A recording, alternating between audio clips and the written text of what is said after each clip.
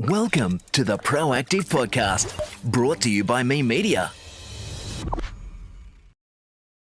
G'day world, Chris Hogan coming to you live from Me Media Studio here at Burleigh Heads on the Gold Coast, and I've teleported in Finbar O'Hanlon from Melbourne in his awesome studio. And today I want to talk about Finn and his awesome career and what he's up to now. So Finn is an entrepreneur, musician, inventor, polymath, aka Imagineer.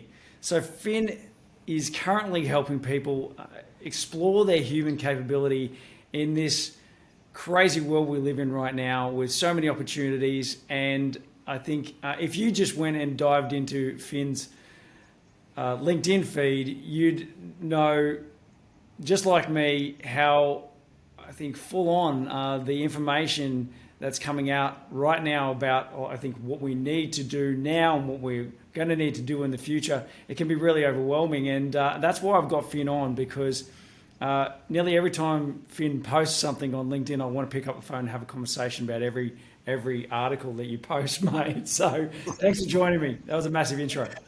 Great to be here, mate. Thanks for having me. Hopefully I can make sense of all this craziness. Mate, obviously we need to just do a back step there, and I think I want to go back to some of your inventions that you've created, and also I think maybe just before that, your musical talents. So could you just highlight, I guess, some of your musical talents of background? Well, yeah, so at 17, I was in a band. I was put into a band in Australia called Jump Incorporated. We were charting on the top charts. We had a single called Sex and Fame, signed to Mushroom Records. After that, I taught at the Australian Institute of Music, the Conservatorium. I taught jazz fundamentals and instrumental major. And then from there on, I just did lots of clinics for guitar companies. I was a bit of a guitar player guy. And then, I've done instrumental albums. I've worked with guys from members of The Cure and Limp Bizkit. I've worked with Dave Stewart from the Eurythmics. Got a platinum record for working with Van Halen. So, traveled all over the world, done all sorts of different projects in and around the music business. And so, I play music. I've got a pretty full-on studio here. I released a new album last year, which was part science experiment, part music, where it's called The Code, where I've infused different codified messages in each track.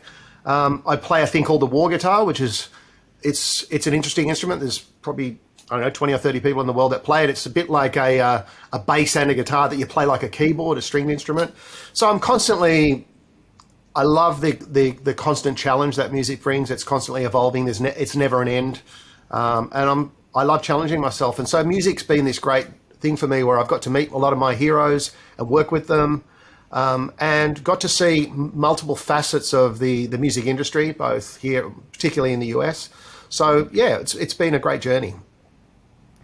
And mate, I love the war guitar. I think when I was trying to explain to someone who you are and how your mind works, I just said, listen, you know how people play like a 6-string guitar? Well, Finn plays a 12-string guitar, and he does it like this, and all the fingers are moving at once. So that just gives you an idea of what might be going on inside his brain to make that work. And I think it's just fascinating that you took that on, and it does help explain to people because they go, Yeah, it's a good challenge. So the musical side for you was obviously, just expressing your creativity on a visual scale. But is that what I guess projected you into the inventing side of your life? Yeah, look, it's a great question, Chris. For me, I've always been a bit of a weird musician because I'm not happy just playing the same song every night. That's just not the sort of musician I am. I like to constantly explore. I'm much more into the Brian Eno guys, the soundtrack guys. I love techno. I love heavy metal. I love jazz fusion. I love learning all the stuff about composing orchestral music. So I don't fit into one genre. For me, music is a multiple dimension language whereby if you read music, which I do, it's basically like hieroglyphics. When you read music, it's basically symbols. And the symbols don't just represent the note, they represent the place in time that the note exists. It also has other symbols that relate to how hard you play, how soft you play, whether you pull back. And so it's a multi-level language. And so as I started to learn music, when I first was interested in coding, God, 95, 96 or something, for me, it was just like music. It was a multi-dimensional language that if I put together things in the right order, I could actually see something come about. Now, I'm not an academic by any means. I'm much more of a street person. And I learn in a non-traditional, non-linear way. I'm very much a non-linear learner. So for me, I was actually working with Apple at the time as a specialist in media. I started to download blocks of code, and I would reverse engineer that. That's how I learned, by not actually going a course, by actually just getting stuff and then pulling it apart. That's just the way I work.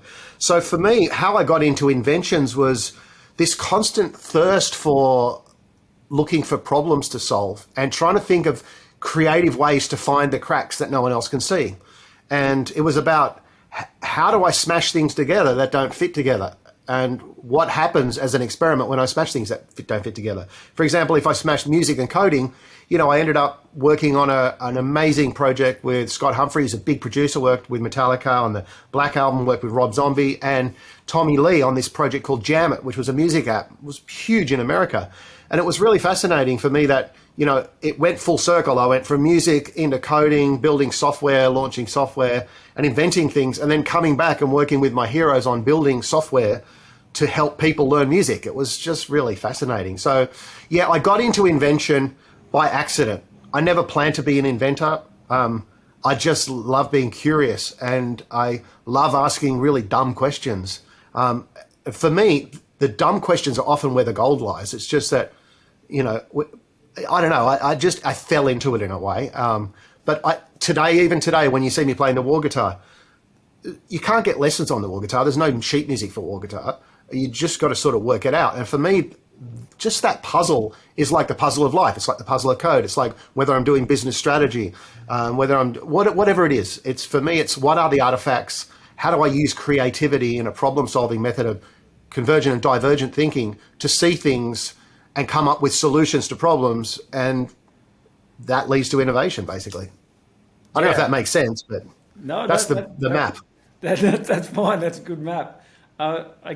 Interestingly, I think I followed a different path. A similar path with the code. Yeah, learning how to code. Yeah, I basically had to just get code and hack it to pieces to learn how to use it. So, that's interesting for me. Innovation. I think that term has, I think, confused a lot of people. Are they being innovative? Are they an innovator? How do they innovate their organisation or even themselves and their careers? Could you explain in your words what innovation is? Yeah, sure. So just to give some background to this, I'm the APAC chapter president of the Global Innovation Institute, which is a global organisation. It's the biggest, most world-renowned organisation for innovation certification. They came out of Boeing, Whirlpool and NASA. Applied innovation. So it's very, very structured, good applied innovation principles. And so the story goes a bit like this. There are 4 connected things that need to happen to get to innovation, typically. Let me start with first one, imagination. And imagination is unbound thinking. So it's a thought process with no barriers. Okay, that's imagination. Creativity is a thought process by creating solutions to problems by the reorganization of existing things. Now, let me explain that in a little bit more simpler terms. To do anything creatively, you've got to break anything into parts. Once you have parts, think of it like Lego. You've got something, whether it's a business process, whether it's a product, whether it's a service, break it into a sum of parts. Once you have the parts, you can reorganize those parts. The reorganization, the removing of it, the remapping or pulling something from somewhere else is creativity, right? That's the process, reorganization of existing things. Invention is when you create something, when that creativity fuels the actual making of something. So when you invent something, you make something, you create it. And innovation is when that creation can be measured by someone else other than the creator. So it has to be measured and its impact needs to be measured. So The difference between invention and invention is the creation of something that doesn't necessarily have any measurement to it. Innovation is when you can measure the impact that that invention has on someone else. And so it's in all my workshops, when I talk about this, I start by getting a baseline understanding, because you're right. A lot of people don't even understand what creativity is. They think creativity is playing guitar, and it is in some cases. Writing music, it is, but it's not just that. You can be creativity is a thought, is a way to conceive solutions to problems, and you do that by looking at a process methodology. It's systematized creativity, not just flippant, because when you've got a system, you can measure that system. So that's. I don't know if does that make sense? Yeah, it does. It does. On that point about people not understanding what creativity is and the importance of it, I think that's exactly, where we are right now, and we'll dive into that a bit later. But yeah, they think it's painting or drawing or, like say, playing guitar, playing an instrument, and how is that even relevant to business, careers, and creating new products and solving complex problems, So how is painting? Well, that's a really good point. So let's think about painting. When you paint, you have a number of different paint colors and a number of different brushes, and you have a canvas, and you decide which ones to pick, and you put them in different orders to create a picture. Right? You reorganize the colors and the paints in whatever order you want to create an outcome. You have parts like Lego bits, and you put them together in a way to create a painting. When you write music, you have different instruments, you have different note choices. When you put them together, the synthesis of that, the orchestration of that, creates an output. Creativity is the process of putting the notes together. When you have a business process and you start to say, okay, I'm going to break that business process down into a flow or a map or a jobs to be done framework, whichever way methodology you want to use, once you understand the key value points of that framework, they're either a positive value or a negative value. You can start to go, if I remove that from that, what does it look like? I'll give you a good example. In the early days, I don't know if you remember this, Chris, but there used to be a store called Blockbuster, and it was a video rental store. And the way you would get movies to watch was you would decide you want to rent a movie, you would drive to a store, you would park up, you'd go into a building, you'd look at a library, you would go and find a title, you take it to a counter, then you would rent it, then you would go and drive home, you put in the player, you'd play it, you'd have to rewind it, you take it out, you drive it back to the store. That would be the map. Then Apple TV came out. And if we look at that map and we said we're going to remove all the driving steps out of that, drive to store, drive back, parking, remove all of that out, then it helps you ask the question, how might we still watch a movie without driving to a store? And so by the process of taking things out of the flow chart is creativity in business. And it helps you come up with a new innovation, which was Apple TV. Then when it got to Netflix, it was, why do I have to buy a movie? What would it be like if I didn't have to buy a movie? And then a subscription model came out where you just pay one fee and you watch everything. And so by putting a system in place, it provides the groundwork and the framework that allows you to come up with innovative ideas. It's not just sitting around on beanbags with slush puppies, listening to jazz music going, hey man, I got this great idea. And a really interesting thing is ideas are often the enemy of innovation. People don't understand that because it's so easy to have exciting ideas. I'm sure we've all been there where someone goes, oh, I know, we could do this. We'll get a surfboard, we'll put a jet engine on it. It's amazing. And people go, well, that's great. And then what happens if we put wings on it? And you're like, stop. How do we turn an idea into an opportunity? And then you start going down a path and someone else has an idea and it distracts you. So it's about turning these ideas and validating them into opportunities. So that's where creativity really comes into its fore. Bang on. And I think what you just explained there was divergent thinking, but on mass with multiple minds. The real challenge is convergent thinking, right? Well, So it's not if you practice it. It's like going to the gym. No. Right? It's the association, being able to sort of connect the dots. You're right. It's hard because we're not used to it. Right? So I'll give you an example. I run these things called smash seminars where I take two different organizations that don't belong together and I smash them together, right? So I recently did a mining company and a toy company, right? And the mining company, they dig holes in the ground. And after a certain amount of years, when their lease is up, they have to fill the hole up, cost them tons of money, and they have to return this thing back to the ground. A toy company makes toys and licenses toys.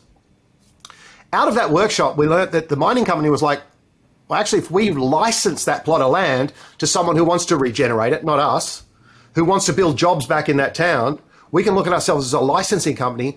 We will fix our issue of actually filling the hole in the ground. We will provide jobs to the community because this company's looking for a big plot of land and they've got a ton of money and they're trying to build something here. The toy company looks at it like, when you mine, you've got no idea how much it's going to cost. You're putting all this infrastructure into the ground to pull something out and you don't know. So you're putting all this research. So they looked at applying the mining company's methodology in understanding how to detect where value lies in a process before they go into the production process. So it's really interesting when you smash these, and I've done it with lots of big companies, but this is where convergent thinking comes in. You've got to smash yourself out of your own paradigm to be able to start to go, where do I start? Because otherwise it gets really hard because you go, how does that work? But when you hold someone's hand through a creative process and you map it out, it becomes a lot easier. Without the map, it becomes really, really hard. Yeah. It's like a treasure chest. Without a treasure map, you go and find that gold over there. So hard. When you've got a treasure map, you can follow it. True. And I think when I've listened to some of your past podcasts with others, that helped me realize that I had something of value in my methodology that I use with my clients. And also just validating that whole, it's so much easier for someone outside of the business to come in and see the gaps than, you inside it, you can't see the forest for the trees whole analogy. 100%. And that's always bothered me, to be perfectly honest. Why isn't anyone in this organisation seeing this? Some of it's because they're too busy, got the blinkers on, stuck in the trenches, and as Lee Kelson, our friend, would say, you need to raise your gaze, Chris. Yeah.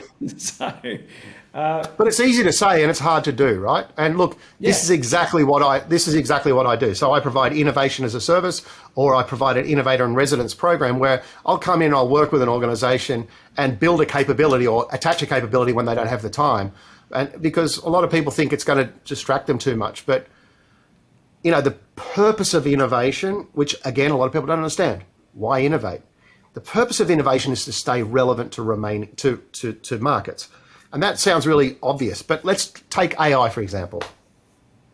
ChatGPT comes out, AI comes out. Very soon, everyone's used to ChatGPT, and they expect a whole heap of extra functionality. They're now used to a way of working that a couple of months ago is completely groundbreaking. Now you've got people with Midjourney or DALL-E, writing new prompts and demanding that there's different aspect ratios. So take that for a moment. If we look at a scale, as capability improves, so does the demand for more capability.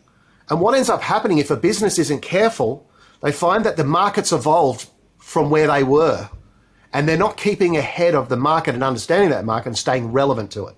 So innovation can be in multiple ways. It can be incremental innovation, just making a subtle change to something to make it relevant, or it can be groundbreaking or transformative innovation. So innovation gets a bad rap because it's actually done by people who don't understand it. They just go, oh, I've got my definition of innovation and I'm going to build a new widget. Well, that's fine, but that's not applied innovation, and that can't be replicated throughout the organization, and it can't be measured.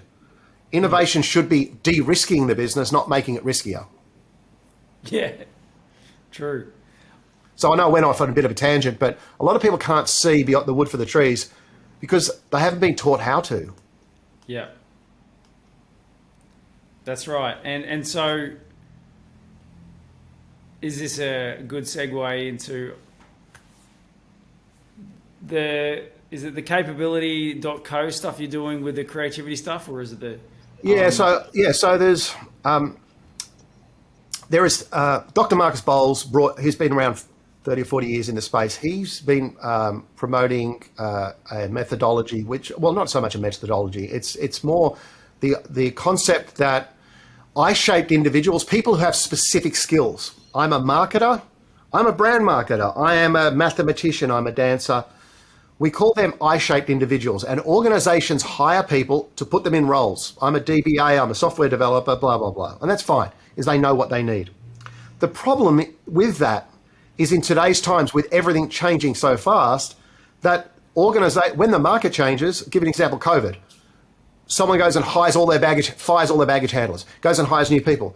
You end up with this hiring and firing cycle, which now organizations are realizing to hire people costs so much money, to train them to get them up to speed, and to fire them costs them so much money.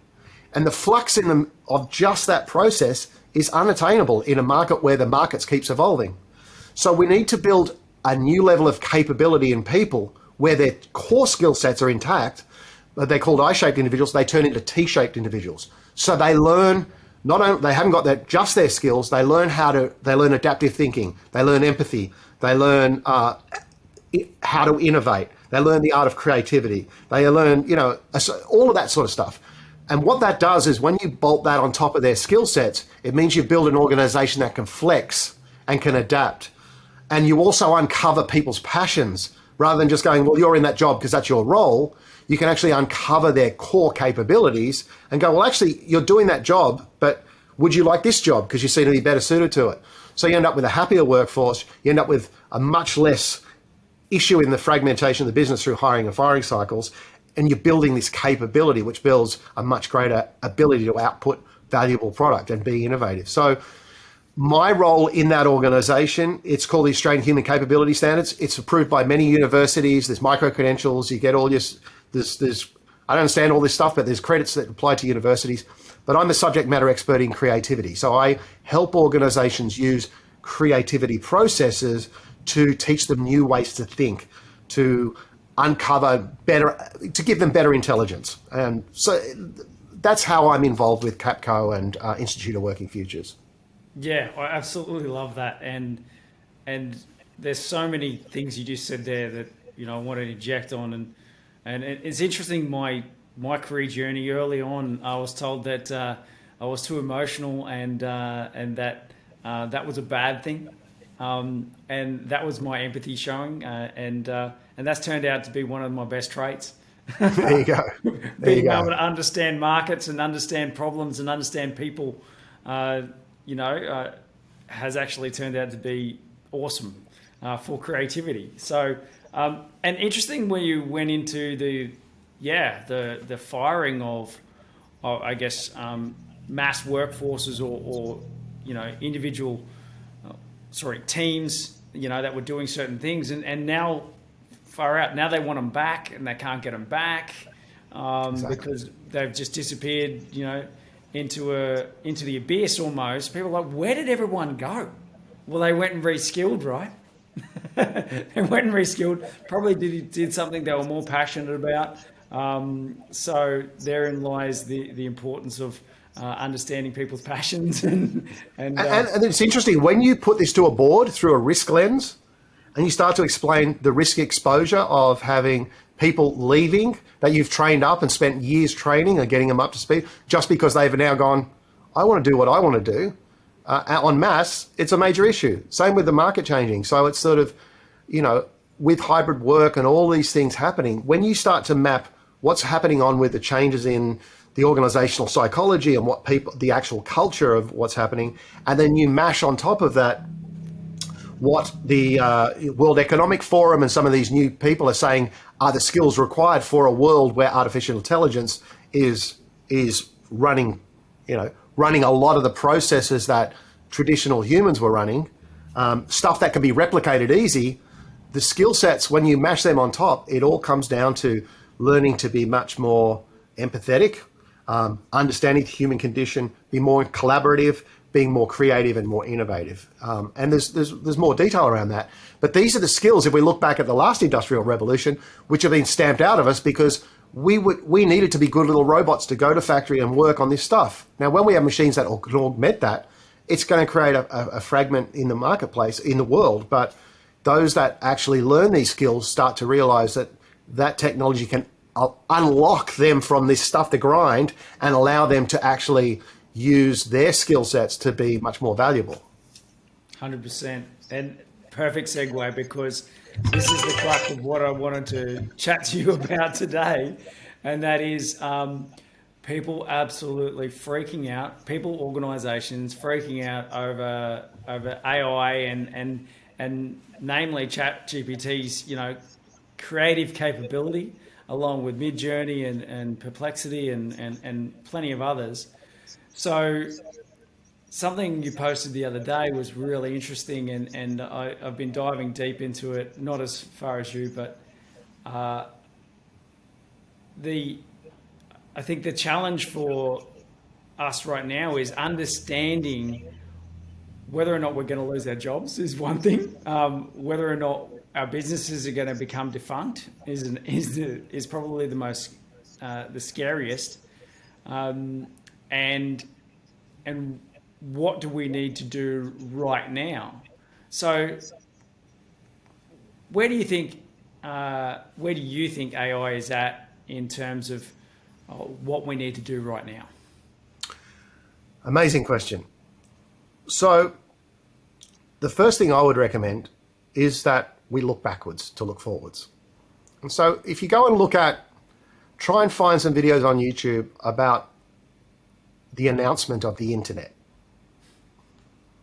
It's a really great lesson because there's all this fear. This thing is coming in, it's going to change the world, and it's going to destroy us, it's going to destroy humankind. And then go and research, if you can, some of these fundamental first principle innovations that came out, like when, like Brunel, or some of these things like the electric light globe, steamships from sailing ships. There's these first principle innovations. They always cause a massive shift and cause a lot of panic and a lot of fear. Now, this is, in my view, we are living through one of the biggest changes in human history. But where we start is by learning, not trying to stop the evolution. Because if we learn that there's very, very little chance of us stopping something. But the people that always come out on top are the ones that actually get an understanding of what this thing can do and how it can enhance, not hinder us. The very first reaction we're going to get, the most obvious reaction to a lot of businesses is, this is going to put me out of business. And I get that. But if you take away your first thought process and park that and say, my first process is, and this is what we learn in innovation, the thing that you first think is your first problem is typically not the problem. There's normally always a problem behind the problem. So without going into that framework, think about that from your reaction. If you get an intrinsic, like a big reaction to something, and it's a fearful reaction, park that and say, right, what could another viewpoint be? How would I learn? How would I use critical thinking? And critical thinking, as you know, is being able to sort of evaluate multiple parts of the argument from different lenses. So what's the opposite of being in fear? And so be a defendant. Pretend you're in a court case. You've got fear over here. You've got win over here, or whatever you want to call it. And so try and create an argument why AI is going to be good for you. The only way to do that is to start learning. So it's a good little game to play with yourself by going, because it's obvious your standard gestalt for a lot of people is it's going to put you out of business. And I get that. I'm a creative and I'm an artist. I write music. I do that. And you see what's happening in AI music. A lot of people freaking out. That's your default or gestalt position. But let's try and build a story of how it might enable me. And when you go on that journey, it's easy to do, Chris. You've done it yourself. That's why you're where you're currently at. Those that actually start to go on these journeys, start to learn, and they start to map. Oh, actually, that guy's doing that over there. Actually, this technology is coming out. You start to build another user story that takes away the fear because it builds a roadmap for you. And it might not be the right roadmap, but you start to see more than one way out of this thing. So that would be my suggestion. Everyone's got a different scenario, and so I don't have an answer for everyone. But what I do know is that history is a great teacher. And by looking backwards, it helps us look forwards. Building a map and being able to play that game with yourself, treat it as a game. I do things in the car when I'm driving where I'm artifact gathering and I'm smashing things together. I'll look at a bit on a billboard and I'll look at a light pole and I'll go, how do I smash those together? And it's just an exercise. It doesn't mean anything, but it's building neuroplasticity.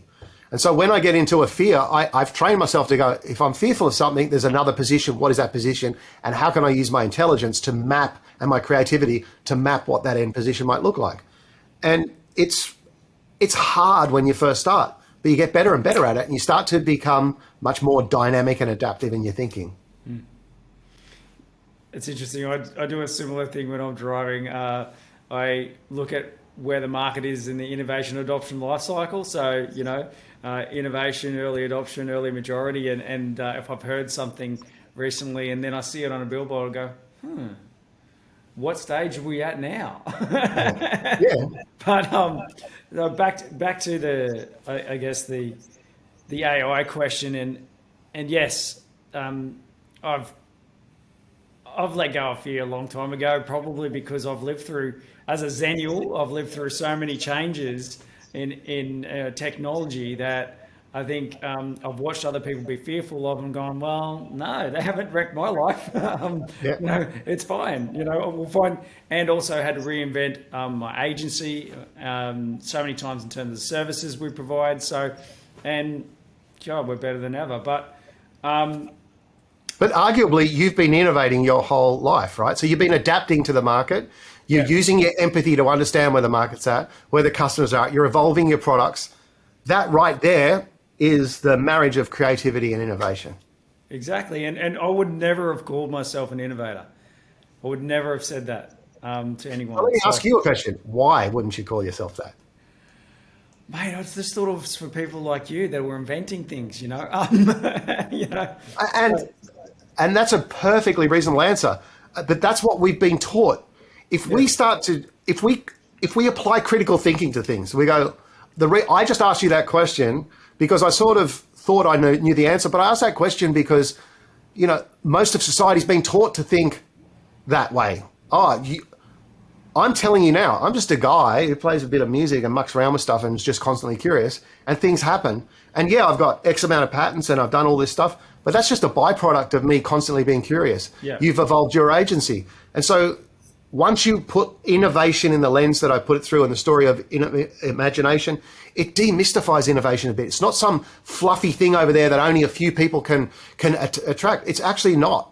Yeah. And part of where I'm passionate is to help people understand that we can all be innovative, and we should all be innovative, because that's what's going to give us a great life. And we should all be helping each other in uncovering these things that have been dark secrets and hidden under clouds or mysterious words. Every time I hear a word that's like a fluff word, I like to delve into it. What does that mean to you? Where'd you get that from? Yeah. It's cool. Well, when I heard you describe it on one of the podcasts, your podcast that I listened to recently, it was like, oh my God, I've never been more closely aligned. The way you explain it, I've never been more closely aligned to that being an innovator before. I have a methodology that explores, and understands the problems inside businesses and develops solutions for that. When you understand the problem, obviously you can create the solution, but if you don't understand the problem, then forget about it. You're just, walking around aimlessly, flapping your arms. So, I've never felt more like an innovator than I do now, right. Funny enough. Good. So, AI, it's a minefield. It is. And taking the time to digest all of the information that's coming out is important for people, but very few people have that time, or even any interest in understanding this new technology. I think what's been valuable in exploring what you've been posting and what everybody else has been posting about AI is what it can do, which I understand is the scary part for people. But something that came out of all this research was, no, the most important thing we need to know is what AI is not capable of doing. 100%. Because that's where human capability comes in, right? And 100%. And that's where you're exploring so much with people. So this is going to be an ever evolving bit of technology, obviously. So that what it can do now is going to, or what it can't do now is what it can what it can do in the future, what it will be able to do in the future. The human capability stuff that you're exploring, is that the same as the Capco, or is that slightly different? So do you mind if I just jump back on something there for a second? We talk about what AI can't do currently. And in my limited understanding. I'm a tech guy. I understand some of the different neural networks, general adversarial networks, CNNs, LMSTNs, all that sort of stuff. Behind this AI is these models, that have been trained up. And currently, the way they work is in an adversarial network, you have one viewpoint and you have another viewpoint, and they fight each other out. And they build ways to detect all the different variances in it. And it's quite smart. In my understanding, what AI isn't good at doing, or what it can't do at the moment, is it can't jump to the end before it starts and figure out what the end is going to look like, and then work backwards. It's not designed for that, and humans could do that really, really well. So I'll write a piece of music. The way I typically write music is I get the vision of the whole song, and I'll just go and then orchestrate it. I don't layer it like a linear process. It's a non-linear process. Similar to how I learned to write code. That's actually not how AI works. And so if we start to educate ourselves on that, to your point, and get to understand what it can't do, then it starts to, I call it, we're talking about AI, I talk HI, which is human intelligence. But I believe as people, we have to lift up our human intelligence game. We've got AI lifting their game up, and we can't leave our human intelligence here to be working with this AI that's growing here. We have to lift our HI game. And a world where HI and AI merge, AI underpins and takes a lot of the load off the human intelligence and allows the human intelligence to do more human intelligence. But to do that, we've got to understand, to your point, where AI stops and starts in its current form and tracking it. So, sorry to bypass your question. I just wanted to jump in. That was really important. I think because I leapt over that part I guess in my research, and that was a understanding that I came to as well, and that human beings' superpower is absolutely to visualize what their desired outcome is, and if you like, how many of us really want to be sitting behind a computer tapping, keystrokes into a computer? Like, really, AI is going to take away that? Fantastic. I look at it like, I was talking to my partner the other day. I said, do you remember the days when we would travel to Spain and we get this big paper thing out called a map in the car, right? And we'd be going, so where is this castle again? And the big arguments, and it's over there. Oh, you missed the turn of, all that sort of stuff, right? Now it seems like a joke. We've got this thing that says turn left now, right? In a way, that's AI, right? It's like, but if we look at these use cases, it takes a little bit of the fear away by going, well, that's taken away a whole heap of jobs. Yeah, but do I want to be a map holder? No, not really. Do I want to get in arguments that I missed a turn? Not really. So it's whilst we might be in fear of all this stuff, it's because it's, in a lot of ways, it's new. And yes, if we hit AGI and it starts to get to ASI, well then, yeah, doom, end of the world. But right now, explain that. AGI and ASI for the audience. Artificial general intelligence is when AI gets to a level where it can be on par with human thinking in every facet, and even out. And ASI is when it constantly outperforms a human in every facet. Right. So that's the bit where people are like, oh my God, it's going to this. And look, it might do, but humans tend to evolve and adapt. But we've got to lift our human intelligence to be taught the skills that we were never taught in school, because we were taught to be part of a system that doesn't exist anymore. So we need to be taught the new skills to lift our human intelligence game to work in a world where artificial intelligence underpins the human condition. And I think that the OpenAI going public with ChatGPT is absolutely like the evidence that education departments and methodologies, people who designed them needed to be able to go, hey, you can't do it that way. That 150-year-old model that you're still using today is completely debunked, and here's the evidence, right? And the article that I read, the other day that Bill Gates was chiming in on, and encouraging schools to be using ChatGPT, and I can't say I was like for the last 25 years been interested in what he had to say, but that was actually valuable info for people that do listen to him, and that they should be sitting up and taking notice and introducing into schools. And there's plenty of people that are already doing it and encouraging it. Obviously, at the university level, is the schools that are doing it now, and hopefully that's trickling down. But back to the point about, right, so we're getting to know AI, and we need to develop our human capability. How do we do that? Is that the creative stuff? Okay, sorry, and I did get your question before. Sorry, I jumped backwards and then I didn't answer that. It's fine. So there are a number of standards around the world around human capabilities. In Australia, we have what's called the Australian Human Capability Standards, and there's 12 principles in that standard. And there's in each country, there are a number of different subject matter experts in each one of those disciplines. It just so happens that I'm an subject matter expert in creativity, which is one of the disciplines.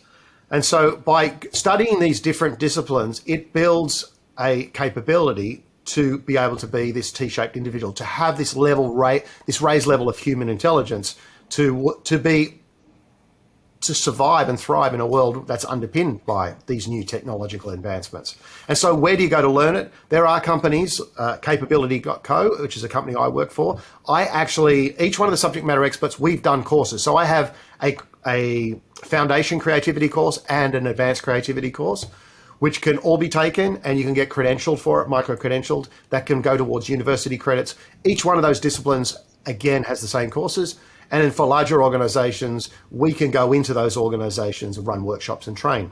So from the individual who goes to do the online or the digital courses to the large enterprise, there are a number of these different disciplines that when you get them, you get fully credentialed, and you become, once you've done all the disciplines, then you have credentials in all the different sort of standards. And they are pretty much replicable across the world. So but they don't replace your core skill sets. So Chris, right. All the skills you've adopted, this is where a lot of people go, oh my God, I've spent 40 years being a mathematician. You go, fantastic. This is just going to make you better. It's not replacing your math. If you're a dancer, it just makes you better. Like, understanding empathy, not just having empathy, but understanding that in a design process, in a method, gives you a competitive advantage because you can actually understand the needs and motivations of your customer or the market, right? When you understand an MUBT lens, a market users business and technology lens on discovery, these are all principles that people don't go, what the hell are you talking about? Same with learning how to associate or convergent, divergent thinking. Rather than just the words, the actual methods that help you do that. It's like, you can't say to someone, right, here's a chessboard, let's have a game. You go, well, what's the rules? And you go, just make them up. That's the way innovation is being treated and creativity is being treated. It's like, no, there is actually a set of processes. And it was interesting. I posted an article for Stanford about surviving the era of AI. And I had a professor on there. And he said, creativity is hard to teach. Well, I would argue it's not. This has been my world for 35 plus years, is being creative, inventing things, creating them, being an entrepreneur. I've been in the coalface doing it. And now I'm still doing that, but I'm all now trying to help people and coach them that there's learnings from applied innovation and creativity that it's hard for an academic to teach it, but when you've lived it, it's actually a different experience. It's not as hard because I actually understand systems, methods, and processes on one side, but I also understand doing it on the other side. There's one thing doing and being able to teach it rather than being an academic and trying to teach it. That's at least the way I look at it. I'm not discriminating against any academic. They're all amazing. And the work that I do is on the back of academics. It's just different. Fantastic. I agree that it is the time now couldn't be more important for people to delve into what you're doing and do your courses and whatnot. And so I guess that therein lies an opportunity to talk about something that you got come out. So there's a couple of things. you're never doing one thing at a time, mate. So Never. 12 I just try and make it hard for people. yeah, who 12 interview me. strings, remember? Yeah. That's how many things you got going. Yeah. So, Burning Mind, Yep. mate, what is that? Where is it? And who can go? So Burning Mind this is the second year we're running it. It's going to be run in Melbourne again this year. It's proving to be super successful. We've only got 4 tickets left. It's pretty much sold out. It's in Melbourne. What I do is it's a workshop, a half-day workshop where we get all sorts of people. There's CEOs, people flying in from overseas, people from all around the country flying into Melbourne, and I run them through a collaborative gamified environment of it's a program basically of a number of different workshops, and each one of them is really gamified, and it's fun. It's serious play type methodology, but at the end of it, I map each one of those exercises to one of the human capability standards. The whole principle of Burning Mind is to ignite your mind in a half-a-day workshop and to walk out of there with a core ignition on each one of the 12 human capability standards. So you can walk out going, actually, I've demystified that and I've done it in a fun way. The way I like to teach that and the way I run Burning Mind is I don't explain that at the beginning. They have fun, they do an exercise, and then at the end of that exercise, I map it to what they've just learned. So it's an applied learning method rather than, this is what you're going to do and how this is the process. It's a non-linear process, like the way I like to learn. And it was so successful last year. We had 72 people last year, rave reviews at the end of it.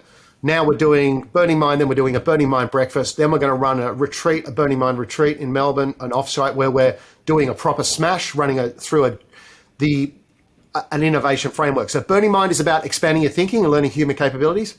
And the Burning Mind 2, or Burning Minds, is running a Genie innovation framework around how you actually execute on innovation.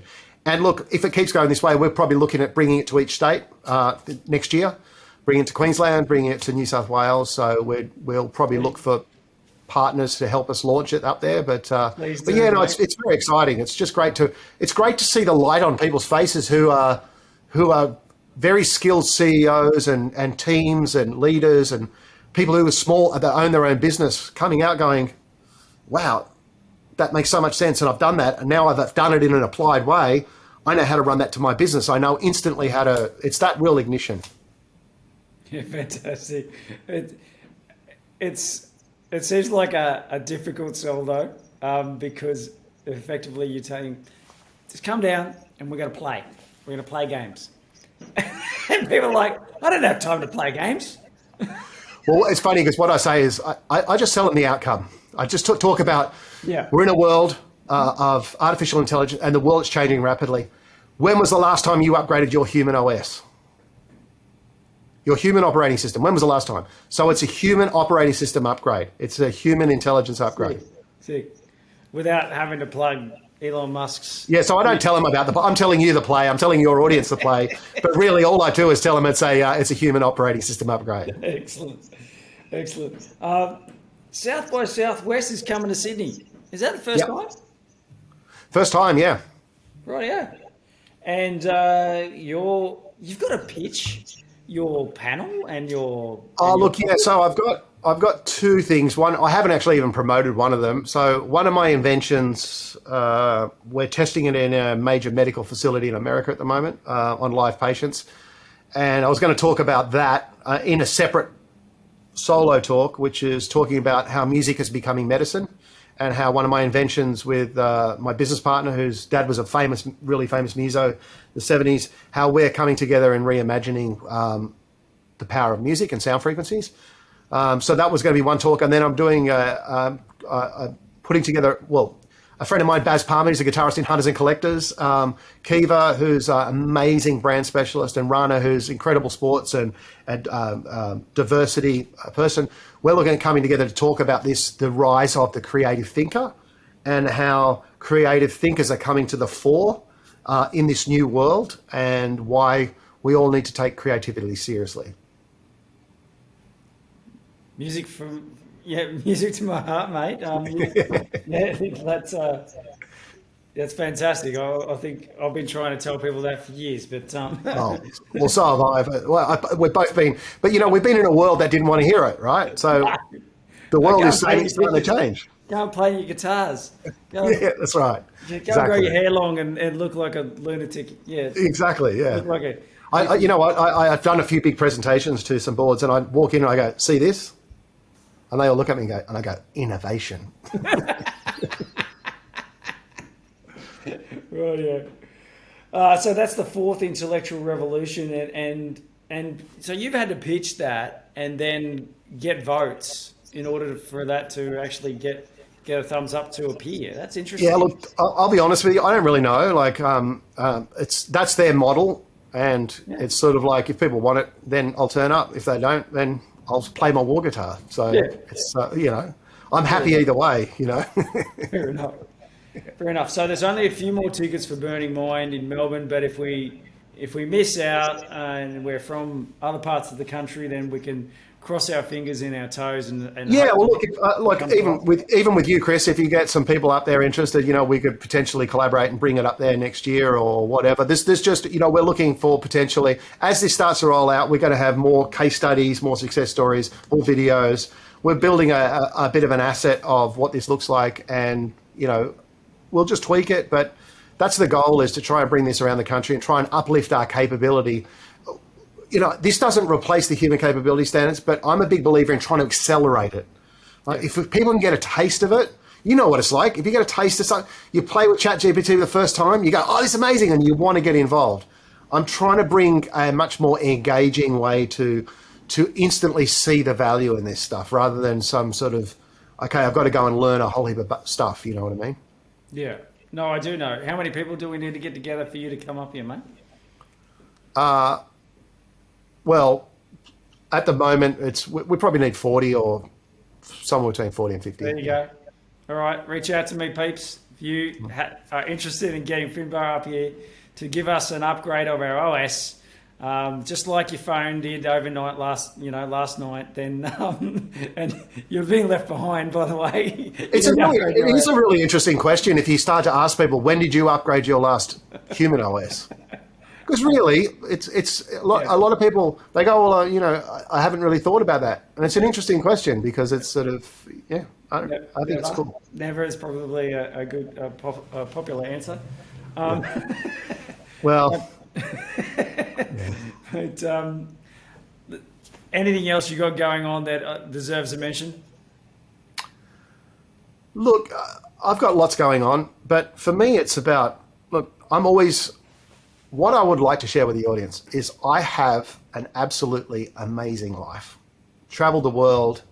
I've lived in mansions in Mallorca, LA, New York. I've hung out with like incredible people, done all the cool stuff, and I continue to do the cool stuff. And I work with great people like Chris and just people all over the country. And I'm just constantly connected to great minds. And you know what? I still can't describe what I do. I don't have a role, right? I'm constantly working, I'm consulting over here, I'm doing music over here, I'm building new tech companies over here. For me, I think that I've got a feeling that this is the way we're evolving to as humans. We can have fragmented experience that we can provide to each other, like an Uber-esque, whereby someone goes, "Chris, I need you over here, and you're going to be part of that," and then over here. We've been taught to think that we need to belong to something and we got to attach ourselves. So what I would like to share with people is, if I don't know what I do and I have this amazing life and you're scared of taking that step, just start educating yourself. It will unlock you. It will bring so much passion and joy back to your life. That's if you don't have that. So part of where I'm really passionate about is trying to help people get off that treadwheel and helping that fear, migrating that fear into unlocking their passion. Because I personally believe in this world that we're entering into, the human condition, passion, empathy, creativity is going to be the source, basically. And we need to develop that source and we need to help each other.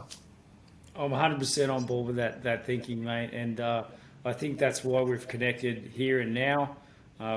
It's been a long time coming, but have similar passions and yeah, I can see it. I'm yeah, thrilled for you. mate, helping people get through this next stage of life. I think is a core passion of mine, and I think this creativity and the education that you're doing is going to be really valuable to them. So, thank you There's so much. one more thing I just want to say. Yep. Here's a little practice exercise for you. If you get scared of a word, Oh, yeah. right, research it. Yeah. Because when you're Stay scared of a curious, word and right? you avoid it, often that's where the gold that's going to unlock the next part of your journey. So that's just a little exercise that I've learned through my life. So if you're scared of innovation, you're scared of creativity, scared of whatever it is, do a deep dive on that word and figure out why you're scared on it. And it might just unlock a pathway for you. Fantastic. Stay curious. Stay curious. You might end up with hair like me and Chris, but stay curious. Beautiful. Well, we're just too busy staying curious to cut our hair. That's my excuse. Exactly. Yeah, we've got other things to do. Beautiful. Hey, thanks so much for your time, mate. Where do Thank you, buddy. people follow you mostly? In relation to business, just follow me on LinkedIn. I don't do all the Twitters, and I've got too many platforms, so I try and remove. So just Facebook and LinkedIn. Facebook's all my crazy fun stuff, and LinkedIn's my more business stuff. How old is the content on your website? Just out of curiosity, when was the last time? It was last updated, I think, 2013 or something. I just can't be bothered. I feel like it's like I will update it one day. Makes me feel a lot better about mine. Sorry. Thanks, mate. Makes me feel a lot better about mine too. Thank you. Oh, it's just I got too many other things I'm interested in. So Beautiful. Thanks again, mate. All right. I'll stop it there. Cheers.